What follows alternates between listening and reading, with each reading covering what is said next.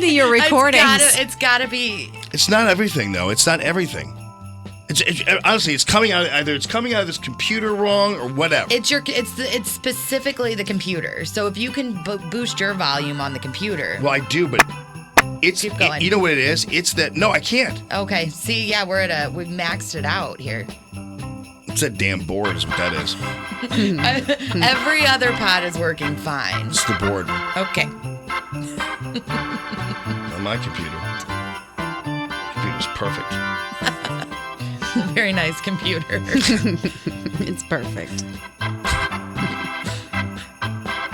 Maria Bartiromo. Looking forward to having Maria Bartiromo on. So what does a Sunday morning futures look like when that Sunday morning is Christmas morning, my dear? Hello, Jamie. Thanks Hi. so much for having me. Yes. Well, you know what we're going to do? We're going to do this Sunday, we're going to look ahead to the new year and try to figure out how soon we will see some of these economic policies coming out of the Trump transition put into reality. So among the things we're doing is we are going to run an interview with Stephen Mnuchin and Wilbur Ross, the incoming Treasury Secretary and the incoming Commerce Secretary. So we've got that. And then I've got an interview with the House Majority Leader, Kevin McCarthy, that we're also going to look ahead with. Plus, I've got Newt Gingrich coming on the show and Judge Michael Mukasey. So we've got that. It is Christmas morning, but we're still looking ahead, as we always do on Sunday Morning Futures on Fox News. Fantastic. I'm really curious, considering Boeing, because, we have a vested interest in Boeing here in St. Louis. And this interesting meeting that he had with Boeing over the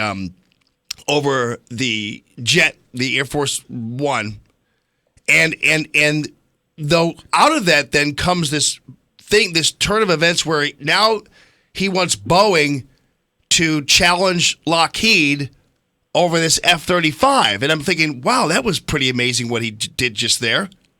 Yeah, I mean, look, he's trying to create a competition. He's not going to do everything or anything the way it's been done in the past. He's a businessman. He's looking at free markets, and he's going to take that free market mentality to every situation. So he looks at this F-35 program that Lockheed Martin has had this contract for some time. He says it's way too expensive. Let me see what else is on the market. Oh, let me look at Boeing. So all of a sudden, you have a competitive situation underway where Boeing is going to try to come up with a similar fighter program to get that contract away from Lockheed Martin if Lockheed Martin costs are out of control. I like it. Look, yeah. I mean, what he's been doing is very, very good. He's done so much even before Inauguration Day. Well, it's interesting because what began as a situation where people were afraid that he was starting a fight with Boeing and blah, blah, blah. Then Boeing says, yeah, we'll get the costs under control. And then suddenly the outgrowth of this, it seems like this it's almost like it was a cooperation there that actually wound up benefiting Boeing. Right. And now all of a sudden, people are having a much, harsher look at cost. And all of a sudden, Boeing executives and Lockheed Martin executives are saying, okay, we don't have an open checkbook here. Yes, this is a government contract, but this is not an open checkbook. We need to keep the cost down. And it's a really good way to think. I'll tell you, all of these moves that Trump has been making is making a lot of people scratch their head and say, wow, how come this stuff wasn't done under Obama? Right. How come Obama never picked up the phone and called Carrier and called Ford and tried to convince them to make cars here in America? How come, Obama didn't say, wait, this might be too expensive? It's pretty incredible what Donald Trump has been able to do. Yeah, I mean, I find it fascinating, and it just seems like he's doing what he's been doing his whole life, except now it's being tied into government and tied into our own tax dollars, and I like that. Well, for the longest time, President Obama has been pointing the finger at business, saying that business is evil. Business makes too much money. Business, it needs to pay higher taxes. Right. Business needs to be higher regulated.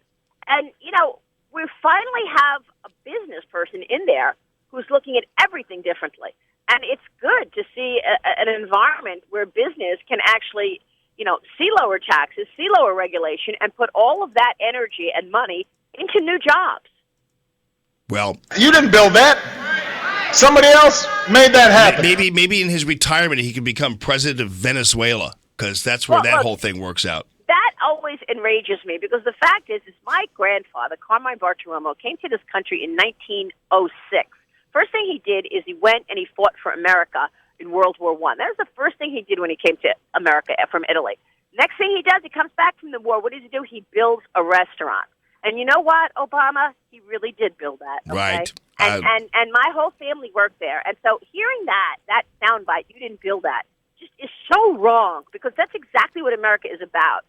Building things and creating your own fate by working hard. When I heard that speech, it was a long time ago, and it's why I grabbed that little snippet because I said that's going to go down in history as the famous "You didn't build that" speech, and it really was a symbol of the way he approached the economy, as you just pointed out. And so, yeah, it was disturbing to say the least. Well, you're right. Maria, let me tell you something. Merry Christmas to you.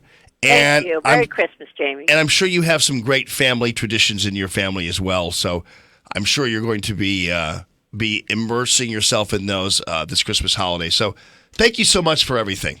Thank you for a great year, Jamie, and I will talk to you next year. Right, exactly. And I'm so glad you're a part of the show. I look forward to a great 2017 with you. And you're kind of in your element now because things are starting to move along, and it's very interesting, and it's going to be great. So I appreciate you, Maria Bartiromo, and Merry Christmas to you and Happy New Year.